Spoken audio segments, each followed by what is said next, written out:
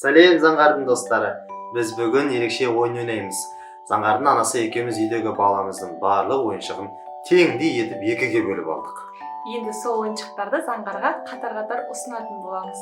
Кімнің ойыншығын көбірек таңдайды, сол жеңімпаз атанады. Заңғардың кімді көбірек жақсы көретінін бірге тамашалайық. Ал ендеше кеттік.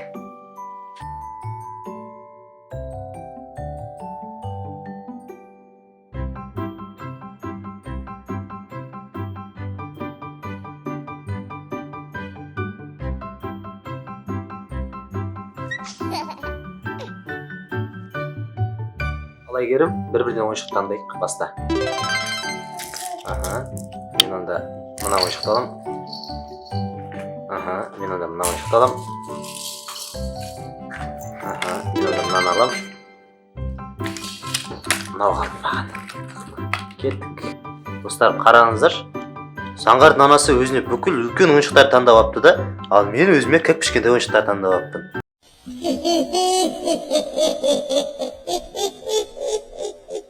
Сонымен достар, біздің Заңғар мырза дайын секілді. Олай болса, Заке, бастаймыз ба?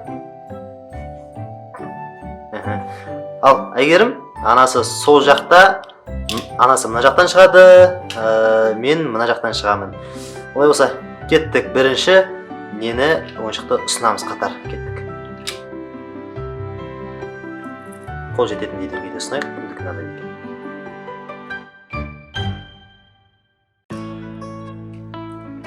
Ой, анасының ойыншығын таңдады және аузын ұрып алды.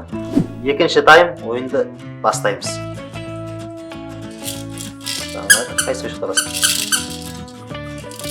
Бұл жолы әкесінің ойыншығын алды. 1, 2, 3.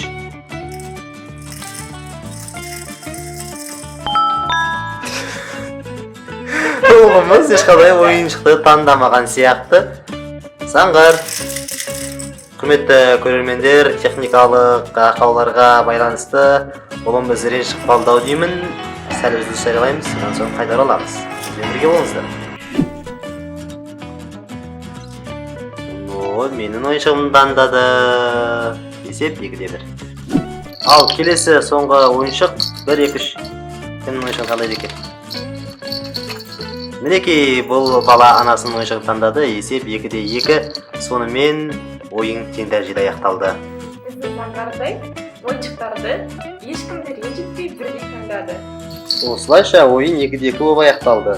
Сөйтсек, біздің Заңғар анасын да, әкесін де жақсы көреді екен. Олай болса, көріскенше келесі қызықты видеоларды бізбен бірге тамашалауды ұмытпаңыздар. Бұл мен Заңғардың досы Балапан. Сау болыңыздар.